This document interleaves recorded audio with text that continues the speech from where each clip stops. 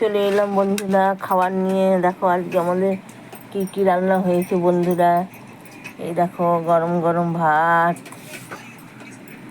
আলু ভেন্ডির তরকারি, আর আজকে রান্না হয়েছে বন্ধুরা চিকেন কষা আলু দিয়ে।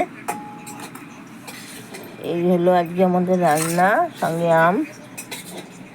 তো বন্ধুরা কেমন হলো? আজকে একটু ঠান্ডা ঠান্ডা আছে বলে একটু চিকেন নিয়ে এসছে, দিয়ে আলু দিয়ে কষা কষা করেছে, ভালো লাগছে খেতে।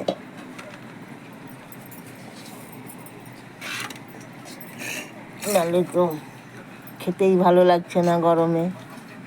তো আজকে গরমটা কম আছে বলে করেছে। তো রাখি বন্ধুরা, ভাত বাড়া হয়ে গেছে, খেয়ে নিই।